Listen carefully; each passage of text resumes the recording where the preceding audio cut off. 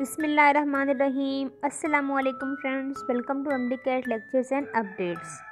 As you know, in the previous video we have discussed the numerical exercise numerical from 11.1 to till 11.4. In this video we are going to solve from 11.5 to 11.11. So if you are new on this channel, request to like, share and subscribe. Thank you so much. So let's start the video. As you know that there is a numerical 11.5. First we read the statement carefully. Now start. Determine the average value of the kinetic energy of the particles of an ideal gas at 0 degree centigrade and 50 degree centigrade. इसमें इस statement में हमें कहा जा रहा है कि हमें एवरेज काइनेटिक एनर्जी फाइंड करनी है particles of an ideal gas की. आइडियल गैस है हमारे पास, उसके पार्टिकल्स की हमें average kinetic energy find out करनी है इनिशियल टेम्परेचर पर भी और फाइनल टेम्परेचर पर भी, क्योंकि यहाँ पर हमें दो टेम्परेचर दिए गए हैं. ये 0 degree centigrade at 0 degree centigrade जो कि हमारे पास T1 इनिशियल टेम्परेचर है एंड 50 डिग्री सेंटीग्रेड जो कि हमारे पास T2 फाइनल टेम्परेचर है. तो आइए स्टार्ट करते हैं. सबसे पहले हम डेटा बनाएंगे. 11.5 की हमारे पास न्यूमेरिकल के दो पार्ट्स हैं. फर्स्ट में हमें average kinetic energy of the particle find करनी है, दूसरे में हमें काइनेटिक एनर्जी पर molecule of an ideal gas find करनी है. तो दोनों सेम ही है, बस उनमें थोड़ा फार्मूले में डिफरेंस है. आइए सबसे पहले डेटा बनाते हैं. इनिशियल टेम्परेचर T1 हमें दिया गया है 0 डिग्री सेंटीग्रेड, जो कि हम सेंटीग्रेड से हम सेल्सियस से केल्विन में कन्वर्ट करेंगे. ये हमेशा याद रखें, कोई भी टेम्परेचर हमें सेंटीग्रेड में दिया होगा तो सबसे पहले आपने उसे केल्विन में कन्वर्ट करना है, अदरवाइज़ आपका आंसर गलत आ सकता है. जैसे कि हमें इनिशियल टेम्परेचर दिया गया है T1 0 डिग्री सेंटीग्रेड, तो हम इसमें इसे केल्विन में किस तरह से कन्वर्ट करेंगे, बस आप इसमें 273 को ऐड कर दें तो ये टेम्परेचर सेल्सियस टेम्परेचर केल्विन में कन्वर्ट हो जाएगा. जैसे कि 0 + 273 तो आपके पास वैल्यू आ गई 273 केल्विन. फाइनल टेम्परेचर T2 हमारे पास 50 डिग्री सेंटीग्रेड था, आपने उसमें ऐड किया 273 डिग्री तो आपके पास क्या आ गया 323 केल्विन. उसके बाद हमारे पास बोल्ट्जमैन कांस्टेंट के हमारे पास एक कांस्टेंट वैल्यू है जिसकी वैल्यू होती है जिसे हम K से शो करते हैं और इसकी वैल्यू है 1.38 एक्सपोनेंट -23 जूल पर kelvin. Universal gas constant R से रिप्रेजेंट किया जाता है और इसकी वैल्यू है 8.314 जूल पर मोल पर केल्विन. जैसे कि आपने देखा ये हमने ऊपर डेटा बनाया, अब हम इसका सोल्यूशन करेंगे. सोल्यूशन में हमारे पास फार्मूला जो हम लगाएंगे वो kinetic energy is equal to 3/2 kT. ये 3/2 हमारे पास कांस्टेंट नंबर है और K हमारे पास यहाँ पे बोल्ट्जमैन कांस्टेंट है जिसकी फ़िक्स वैल्यू ये हमने ऊपर डेटा में मेंशन कर दी है. और T हमारे पास टेम्परेचर है, यहाँ हमने T1 लिखा है क्योंकि हमें दो टेम्परेचर्स पर काइनेटिक एनर्जी फाइंड आउट करनी है, इसलिए हमने फार्मूला में टेम्परेचर T1 एंड T2 लिखा है. Kinetic energy is equal to 3/2, यहाँ पर हम बोल्ट्जमैन कांस्टेंट की वैल्यू डालेंगे. उसके बाद टेम्परेचर T1 जो कि हमें 273 हमने केल्विन में सेल्सियस से केल्विन में कन्वर्ट कर लिया, वो हम यहाँ पर लिख देंगे. जब हम इन तमाम वैल्यूज़ को ऊपर वाली को मल्टीप्लाई और नीचे 2 से डिवाइड कर देंगे तो हमारे पास जो आंसर आएगा kinetic energy is equal to 5.65 exponent -27 joule. ये हमारे पास इनिशियल टेम्परेचर पर average kinetic energy ideal gas की ये है. उसके बाद हम अब टेम्परेचर T2 पर फाइंड करेंगे सेम वही.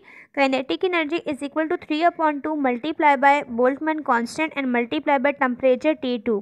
जहां हमने टेम्परेचर T1 रखा था अब हम T2 रखेंगे, जो हमें फाइनल टेम्परेचर दिया गया 323 वो हमने यहाँ पर लिख दिया. इन तमाम वैल्यूज़ को सॉल्व करने के बाद हमारे पास kinetic energy is equal to आएगी 6.686 एक्सपोनेंट -21 जूल. देखा आपने ये कितना सिंपल एंड इजी प्रोसीजर था, बस आपको थोड़े कॉन्सेप्ट को क्लियर करने की ज़रूरत है. उसके बाद हमारे पास 11.5 का statement number 2. What is the kinetic energy per mole of an ideal gas at these temperature? Kinetic energy पर मोल फाइंड करनी है आइडियल गैस की इन्हीं दो टेम्परेचर्स पर. इसमें हमारे पास फार्मूला बिल्कुल वही है, बस जहाँ पर आपने बोल्ट्जमैन कांस्टेंट K यूज़ किया था. K हम तब यूज़ करते हैं जब हमें एवरेज काइनेटिक एनर्जी फाइंड करनी होती है. जब हमें काइनेटिक एनर्जी पर मोल फाइंड करनी हो तो उसके लिए हम बोल्ट्जमैन कांस्टेंट को रिप्लेस कर देते हैं यूनिवर्सल गैस कांस्टेंट से. जिसकी हमारे पास फिक्स वैल्यू होती है 8.314 जूल पर मोल पर केल्विन। तो ये हमने फार्मूला इसमें ये यूज़ करेंगे, kinetic energy is equal to 3/2 RT।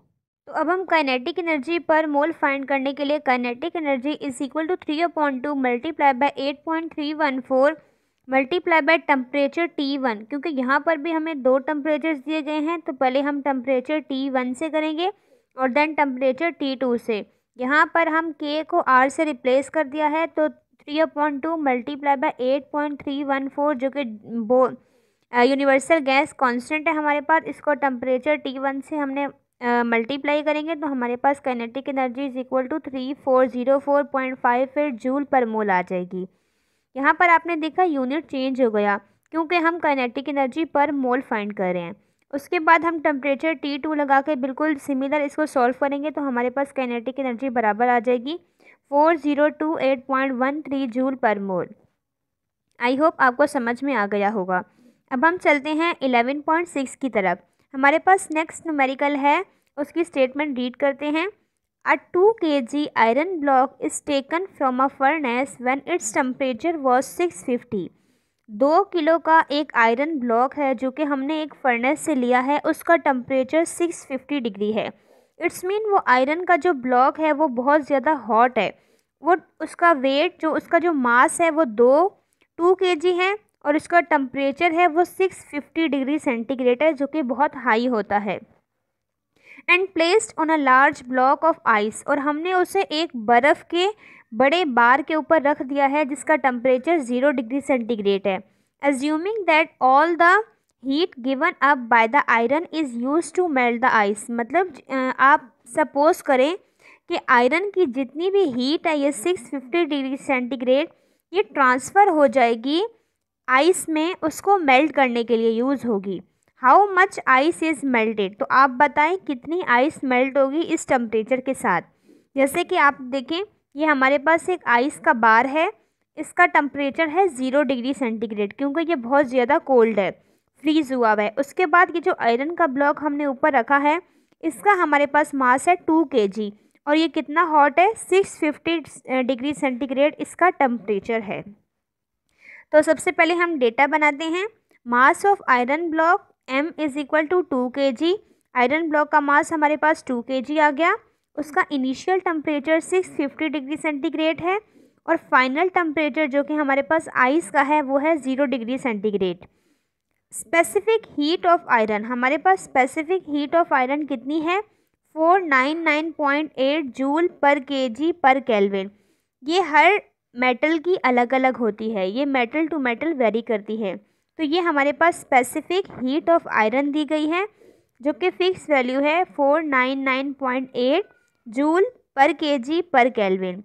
Latent heat of fusion, heat of fusion हमारे पास ऐसी हीट होती है जो कि स्टेट को कन्वर्ट करती है मैटर्स की, solid to liquid, liquid to gas, इस तरह। और जो लेटेंट हीट ऑफ फ्यूजन है ये सॉलिड को लिक्विड में कन्वर्ट करने के लिए यूज़ की जाती है और ये हमारे पास दी गई है जिसे हम HF से शो करते हैं। इसकी वैल्यू है 3.36 एक्सपोनेंट 5 जूल पर kg। अब हमें इसमें फाइंड आउट क्या करना है, मास ऑफ आइस, मतलब उस टेम्परेचर से कितनी आइस मेल्ट हुई उसका मास फाइंड करना है। तो आइए चलते हैं सोल्यूशन की तरफ। Heat loss by iron is equal to heat gain by ice. जितनी हीट आयरन के पास है वो अपनी लॉस करेगा और वो हीट जब लॉस करेगा तो उसे गेन कौन करेगा, आइस, क्योंकि वो फिज़िकल कांटेक्ट में एक दूसरे के ऊपर रखे हुए हैं। तो जितनी हीट आयरन लॉस करेगा वो सारी की सारी आइस गेन करेगा। तो ये दोनों heat loss by iron is equal to heat gain by ice, तो ये दोनों इक्वल होंगे। हीट लॉस बाय आयरन किसके बराबर है, CM डेल्टा T और इज़ इक्वल टू MHF। यहाँ हमारे पास C क्या है, ये हमने यहाँ पर स्पेसिफिक हीट ऑफ आयरन, ये हमारे पास स्पेसिफिक हीट ऑफ आयरन है और ये M हमारे पास मास ऑफ आइस है जो कि 2 kg दिया गया है और ये डेल्टा T हमारे पास कैसे आएगा, T2 में से T1 को माइनस कर देंगे। तो हमने 650 में से 0 को माइनस कर दिया और ये हमारे पास हमने फाइंड आउट करना है मास ऑफ आइस। और ये जो HF है ये हमारे पास लेटेंट हीट ऑफ फ्यूजन है जिसकी फिक्स वैल्यू है 3.36 एक्सपोनेंट 5, वो हमने यहाँ पर मल्टीप्लाई हो रहा था, यहाँ नीचे आकर इससे डिवाइड हो जाएगा, तो वहाँ पर सिर्फ मास ऑफ आइस रह जाएगा। जब हम इस पूरी टर्म को सॉल्व करेंगे तो हमारे पास जो आंसर आएगा 1.93375 kg। तो ये हमारे पास मास ऑफ आइस है जो कि मेल्ट होगा।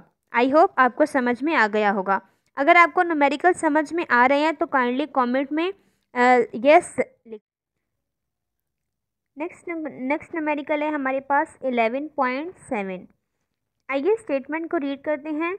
इन a certain process 400 joule of heat are supplied a system and at the same time 150 joule of work are done by the system. What is the increase in the internal energy of the system? वो कह रहे हैं कि हमारे पास एक process हो रहा है जिसमें 400 जूल ऑफ हीट सप्लाई की जा रही है सिस्टम को। तो देखें यहाँ पर यूनिट हमें बताता है कि ये किस चीज़ की वैल्यू है, साथ में उन्होंने हीट भी मेंशन कर दिया। इट्स मीन 400 जूल हमारे पास हीट दी गई है वो जो कि सिस्टम को सप्लाई की जा रही है। At the same time 150 joule of work are done. जब 400 जूल हीट सिस्टम को दी जा रही है तो हमारे पास कितना वर्क डन हो रहा है, 150 जूल। इट्स मीन ये हमें वर्क दिया गया है। तो हमें फाइंड आउट क्या करना है, what is the internal energy. आप बताएं internal energy of the system क्या होगी। तो डेटा में पहले हम हीट लिखेंगे जो कि हमें 400 जूल दी गई है और वर्क डन हमारे पास कितना हुआ है 150 जूल। इंटरनल एनर्जी आपने फाइंड आउट करनी है। तो सबसे पहले हम यहाँ पर फर्स्ट लॉ ऑफ थर्मोडायनेमिक्स को यूज़ करते हुए इस न्यूमेरिकल को सॉल्व करेंगे जो कि delta Q is equal to delta U plus delta W होता है। Delta Q minus delta W, हमें यहाँ पे वैल्यू फाइंड करनी है डेल्टा यू की। तो हमें इंटरनल एनर्जी को एक साइड पर करना होगा और जो वैल्यूज़ दी गई हैं उनको एक साइड पर अरेंज कर लेंगे। डेल्टा क्यू ये रहा हमारे पास, यहाँ हमारे पास डेल्टा डब्ल्यू वर्क डन पॉजिटिव में है, जब ये इज इक्वल टू के उधर जाएगा तो हमारे पास नेगेटिव को हो जाएगा। तो delta Q minus delta W is equal to delta U. तो अब हम वैल्यूज़ को पुट करेंगे। Delta Q is equal to 400 joule और हमारे पास वर्क डन दिया गया है 150, तो वो हमने यहाँ पर लिख दिया। 400 में से 150 को जब हम सब्ट्रैक्ट करेंगे तो डेल्टा यू हमारे पास बराबर आ जाएगा 250 जूल के। तो ये हमारे पास इस न्यूमेरिकल का आंसर है। नेक्स्ट है हमारे पास 11.8। There is an increase of internal energy by 400 joules when 800 joules of work is done by a system. What is the amount of heat supplied during this process. ये बिल्कुल पिछले वाले numerical से मिलता जुलता है। इसमें हमें इंटरनल एनर्जी दी गई है 400 जूल्स, 800 जूल्स ऑफ वर्क हमारे पास हो रहा है। तो हमें यहाँ पर कितनी अमाउंट हीट हमने सप्लाई की सिस्टम को, तो हमारे पास इतना वर्क डन हो रहा है। तो हमें इस न्यूमेरिकल में एक्चुअली हीट को फाइंड आउट करना है।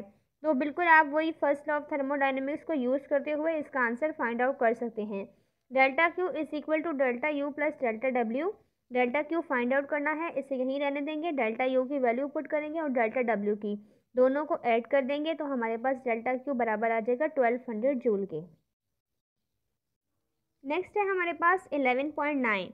उसकी स्टेटमेंट है हमारे पास a heat engine perform 200 joules work in each cycle and has efficiency of 20%. For each cycle of the operation, how much heat is absorbed and how much heat is expelled. हमारे पास एक heat engine दिया गया है जिसकी हमारे पास work done है 200 joule. Each cycle में मतलब एक साइकिल में वो 200 जूल वर्क को परफॉर्म कर रहा है और उसकी जो एफिशिएंसी है हमारे पास वो 20% है। उस हीट इंजन की एफिशिएंसी 20% दी गई है।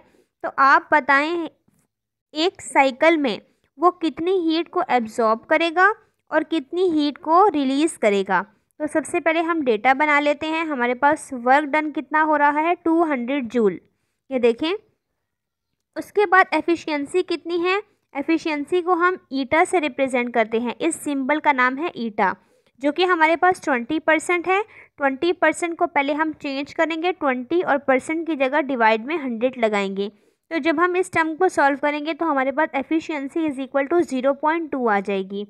उसके बाद हमसे फाइंड आउट क्या किया है कि ईच साइकिल में कितनी हीट एब्जॉर्ब हो रही है, जिसे हम Q1 से शो करेंगे। उसके बाद हीट कितनी हमारे पास रिलीज़ हो रही है, मतलब एक्सपेल्ड हो रही है, उसे हम Q2 से रिप्रेजेंट करेंगे। अब हम सोल्यूशन की तरफ चलते हैं। इस न्यूमेरिकल को सॉल्व करने के लिए जो हम फार्मूला यूज़ करेंगे वो ये होगा, efficiency is equal to work done upon heat absorb या हीट रिलीज। यहाँ पर हम पहले हीट एब्जॉर्ब की बात करेंगे, जिसे हमने Q1 से किया है, इसलिए हमने यहाँ पे Q1 लिखा है। एफिशिएंसी की वैल्यू डालेंगे 0.2 और वर्क डन की जो कि हमारे पास है 200, तो हमारे पास हीट आ जाएगी। हमें हीट को फाइंड आउट करना है, तो हीट इज इक्वल टू के उधर चली जाएगी और यहाँ पर 0.2 नीचे आकर डिवाइड हो जाएगा। तो Q1 जब हम इस टर्म को सॉल्व करेंगे तो Q1 हमारे पास बराबर आ जाएगा 1000 जूल के। ये हमारे पास है हीट एब्जॉर्ब। उसके बाद हमें पता है W is equal to Q1 minus Q2 होता है, तो हम W की वैल्यू डालेंगे 200, Q1 की वैल्यू हमारे पास 1000 आ गई, तो माइनस Q2, ये हमारे पास 200 यहाँ पर प्लस का है, जब ये उधर जाएगा तो माइनस का हो जाएगा, और Q यहाँ पर माइनस का है, ये उधर जाएगा तो प्लस का हो जाएगा। तो 1000 में से 200 को माइनस कर देंगे तो हमारे पास 800 जूल आंसर आ जाएगा, जो कि हमारे पास वैल्यू है Q2 की। नेक्स्ट न्यूमेरिकल है हमारे पास 10.10। ये हमारे पास स्टेटमेंट दी गई है, a heat engine operates between two reservoirs at temperatures of 25 degree centigrade and 300 degree centigrade. What is the maximum efficiency for this engine. एक हीट इंजन हमें दिया गया है जिसके दो रिजर्वायर हैं, उसके एक एट टेम्परेचर, दो टेम्परेचर्स पर उसके रिजर्वायर काम करते हैं। फर्स्ट है हमारे पास 25 डिग्री सेंटीग्रेड और जो सेकंड है वो है हमारे पास 300 डिग्री सेंटीग्रेड। तो what is the maximum efficiency for this engine, हमें उस इंजन की एफिशिएंसी को फाइंड आउट करना है। तो सबसे पहले आप देखें टेम्परेचर ऑफ कोल्ड रिजर्वायर, दो रिजर्वायर हैं, तो एक कोल्ड है और एक हॉट है। तो जो कोल्ड है वो हमारे पास वही होगा जिसका टेम्परेचर लो होगा। सबसे पहले हमने उस टेम्परेचर को 25 को सेल्सियस से केल्विन में कन्वर्ट करना है। केल्विन में कन्वर्ट करने के लिए हम उसमें 273 ऐड करेंगे, तो सेल्सियस टेम्परेचर केल्विन में कन्वर्ट हो जाएगा। जैसे कि हमने 25 में 273 को ऐड किया तो हमारे पास टेम्परेचर आया 293, जो कि अब केल्विन में है। उसके बाद हॉट रिजर्वायर के लिए भी हम सेम यही करेंगे, हमें 300 डिग्री सेंटीग्रेड दिया गया है, हमने इसमें 273 की वैल्यू को ऐड करेंगे तो हमारे पास वैल्यू आ जाएगी 573 केल्विन। और हमें जो फाइंड आउट करना है इस न्यूमेरिकल में वो है एफिशिएंसी ऑफ द इंजन, जिसे हमने यहाँ पर लिख लिया है। अब इसको सॉल्व करते हैं। सॉल्व करने के लिए जो हम फार्मूला यूज़ करेंगे वो है efficiency is equal to 1 minus T2 upon T1। Efficiency is equal to 1 minus T2, हमारे पास वैल्यू दी गई है 298 केल्विन डिवाइडेड बाय 573 जो कि T1 है। तो दोनों को जब हम डिवाइड करेंगे तो हमारे पास आंसर आएगा 0.52। 1 में से इसे आप माइनस कर लें तो आपके पास आंसर आएगा 0.48। एफिशिएंसी हमेशा परसेंटेज में होती है, तो इसको आप 100 से मल्टीप्लाई करें तो 48% एफिशिएंसी ऑफ द इंजन आपके पास आ जाएगी, जो कि इस न्यूमेरिकल का आंसर है।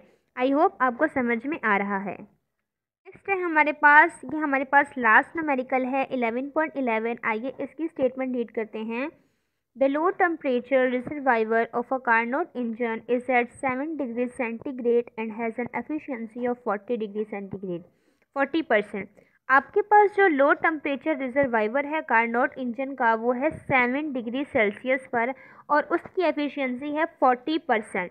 It is desired to increase the efficiency to 50% by how much degree the temperature of hot reservoir भी इंक्रीज। अगर आप एफिशिएंसी को 40% से 50% कर दें तो आपको कितना टेम्परेचर हॉट रिजर्वायर का कितना टेम्परेचर रखना होगा।